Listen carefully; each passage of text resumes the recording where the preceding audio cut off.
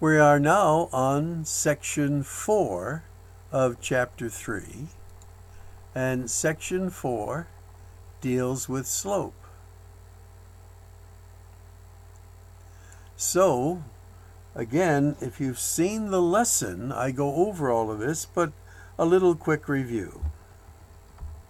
So we said that slope, we're using the lowercase letter m for slope, is a ratio of y units on our y-axis and x units on our x-axis, or in a sense rise going upward over run going horizontally.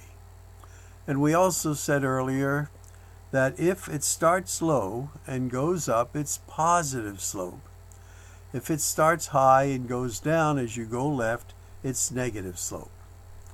So actually, looking at a graph, you can pick out the slope by making a little right triangle. So how many units of run do we have here? Well, 1, 2, 3, 4. How many units of rise? 1, 2, 3. So our slope for this one will be 3 over 4. Again, make a little right triangle. My lines aren't too straight, but we just want to know our number of units. So here we're going in a negative direction. So this is 1, 2, 3, 4. This is going to be negative 4 here. Then we're going up, positive direction. 1, 2, 3, 4, 5. So our slope here, we know it's negative because it's starting high and going down, and this gave us a negative 4. So our slope is a negative 5/4. And how do we find the slope? By just looking at the graph, making a right triangle, and calculating our rise over run. Again, I tend to do the run first, and then I do the rise. But there are other ways, and whatever you're comfortable with. Now, as we look at graph 3, this is a vertical line. Well, we should come to mind then Formula 6, which is the standard form of a vertical line. X equals A. Now, what is A? Well, A is the x-intercept, 1, 2, 3.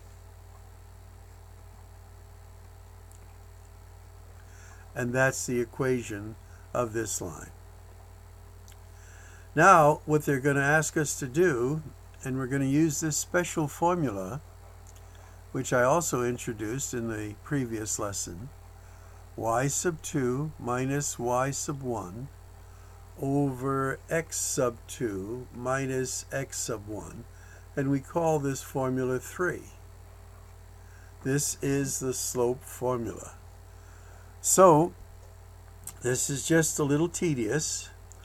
What I'll do is I will set these up for you, and we'll find the slope.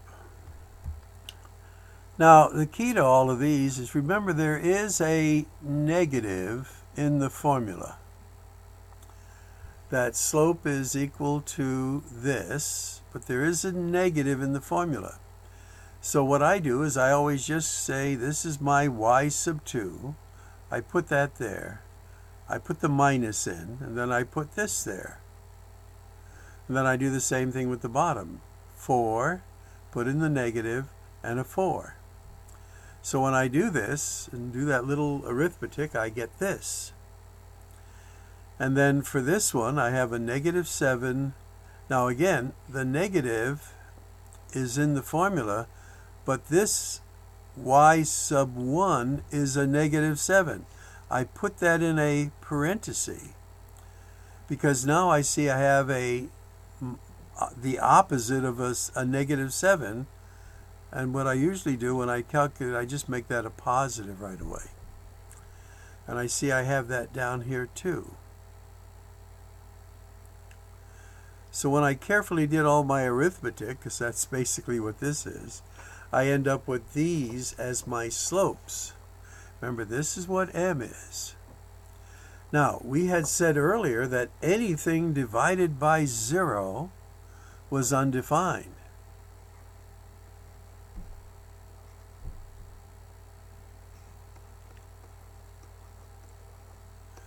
And when 0 is divided by any number other than 0, it is 0. And then here we have a negative divided by a negative, so our slope is 5/2. And this is a negative divided by a positive, so our slope here is -2. Now that's how we write it. But when we're doing the graph, it's always a good idea to put it over 1, because 1 is your run. And this is a -1/3. So these are the slopes. Now remember, for an undefined equation, this is formula 6, x equals a. This is a vertical line. And this one is equation 5, which is y equals b. All horizontal lines have the slope of 0. So as we move into these, it says determine which line in the graph has the greater slope. So which line is positive? Remember, this slope here is negative, starts high. This line is positive slope. So the greater will be line 1. Now, when we are asked to find the slope of a line, the easiest way to determine the slope of a line, if you have an equation, is to solve for the letter y and put it in formula 2, which we're calling slope-intercept. Remember, this is your slope, and this is your y-intercept over here. But we're only interested here in slope. So number 10 is in slope-intercept. So our slope is -2. Now, example 11 is in standard form. So I'm going to solve it for a positive y, bring the y over, bring the 8 over, divide everything by 6. So what is 2/6? Well, that reduces to 1/3, and that is the slope of number 11. Here we're solving it for y, and we get y equals b, which we said was 0 slope, a horizontal line. And here we're solving for y by dividing both sides by 2. And now this is our slope, a -1/2. Now, we had put these in an earlier lesson. We're calling it hint number 7, that if the slopes are the same, but the y-intercepts are different, the lines are parallel. And hint number 8, we said if the product of the slopes were a -1, that is, if one slope was 1/2 and the other slope was a -2/1, this is the negative reciprocal of this, and that gives you a -1, then the lines are perpendicular. That's the symbol for being perpendicular. So what do we do? Well, for 14, 15, and 16, we have to solve for the letter y to compare the slopes. If the slopes are number 7, the lines are parallel. If they're number 8, the lines are perpendicular. And if it's neither of these, then it is, in fact, neither. My hand is cramping up a little bit from all this writing I'm doing. Somewhat tedious, but anyway, let's go on and change color. So here, this is in standard form. So I'm just going to transpose the 3, becomes a negative 3x. So there's my slope. Now I'm bringing the negative 3y over to make it a positive, dividing everything by 3. So I now get y equals, this is my slope, x minus 12. So I compare my slopes. This is a 1/3, and this is a positive opposite sign. I'm sorry, this is a negative 3. I'm thinking ahead. This is a positive 1/3. If I multiply these, I end up with a negative 1. So these two lines are perpendicular. How do I know? By finding the slope of each one and comparing them. This is hint number 8. Now I do the same with 15. Transpose the y to make it positive, divide by 4. And I guess I didn't divide this one by 4. This should be a 2 here. There you go. But I'm looking at my y. I'm sorry, my slope. 1/4. When I do this second equation, again, this is a little easier. I'm dividing everything by 4. I get 1/4. So when I compare my slopes, these slopes are exactly the same, but my y-intercepts are different. So these lines are parallel. In example 16, go through the whole process.